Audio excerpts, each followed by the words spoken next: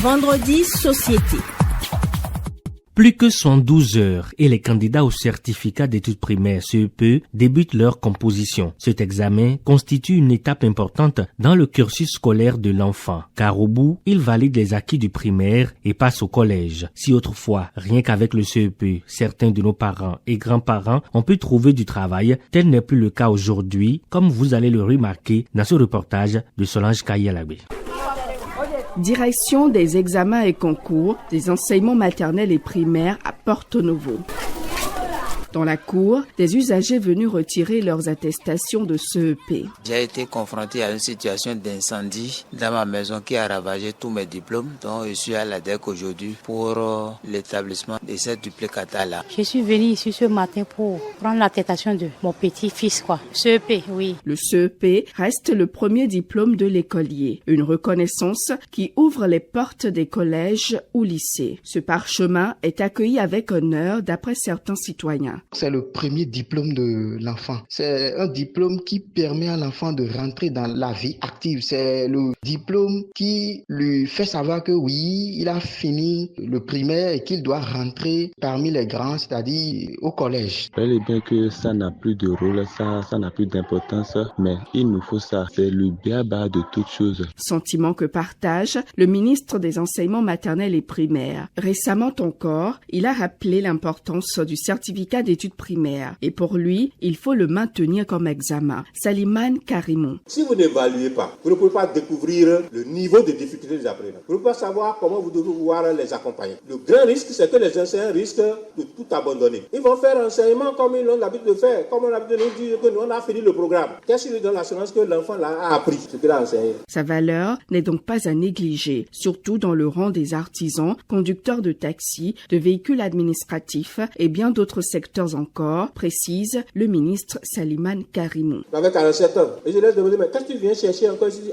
je suis photographe de profession. Mais j'ai eu un partenaire à l'extérieur qui veut m'accompagner, mais qui me demande la preuve que je suis allé à l'école. Donc quand je suis venu candidater. Pour certaines personnes, surtout dans le rang des plus âgés, le CEP est aussi un défi à relever. Et malgré leur âge avancé, ils comptent chaque année parmi les candidats. Toutefois, de façon réglementaire, les candidats au CEP doivent avoir 10 et 14 ans. Mais au-delà du diplôme, quelles compétences acquiert-on réellement grâce aux matières enseignées au primaire? À quoi servent les mathématiques, l'expression écrite ou encore l'éducation scientifique et technique dans la vie d'élèves et de futurs citoyens? Dans cette enquête de Aurélie Sauton, enseignants et conseillers pédagogiques éclairent sur la vraie valeur de ces savoirs de base.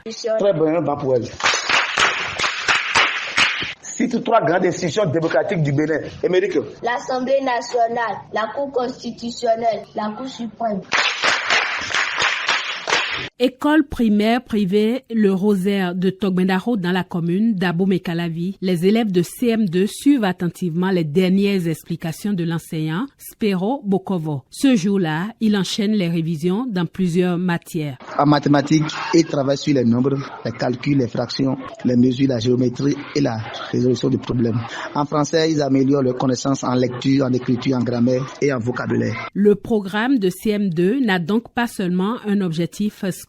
Il vise aussi à préparer les enfants à résoudre des problèmes simples de la vie courante. Pour Audrey Ewedje, épouse Ronkbelodo, responsable de l'unité pédagogique de l'école primaire publique de Togbendaro, la plupart de ces matières posent les bases essentielles de l'éducation. Les programmes du CM2 visent à préparer les élèves à la vie citoyenne et professionnelle en leur fournissant des connaissances et des compétences essentielles, ainsi qu'en leur permettant d'explorer le monde qui les entoure et d'en comprendre les enjeux. Ces matières apprennent surtout aux enfants à devenir autonomes et plus aptes à aider d'autres, au dit de Marie-Laure Ouenhouro, institutrice à l'école primaire publique Pengou dans la commune de Matéri. Nous formons les apprenants pour qu'ils puissent être auto-employables, aider déjà les parents. Lorsque on parle de faire le reboisement d'un hectare, par exemple, ça peut être logique. position de son papa ou de sa maman ou d'un oncle. L'examen du CEP semble donc important et primordial pour l'enfant. Mais pour le réussir, il faut plus que la maîtrise des connaissances académiques. Il faut aussi une bonne organisation et un mental solide. C'est ce que recommande le psychologue André Alihoun. Faites-vous confiance, il n'y a que deux choses à ce stade-là qui puissent vous faire réussir votre examen ou vous faire échouer. C'est d'abord se faire confiance. Au peu qu'on a appris, peu importe les résultats qu'on a eu jusqu'ici, il faut se faire confiance. Et la deuxième chose, c'est vous rester concentré. Ne vous déconcentrez pas, ni par le stress, ni par les perturbations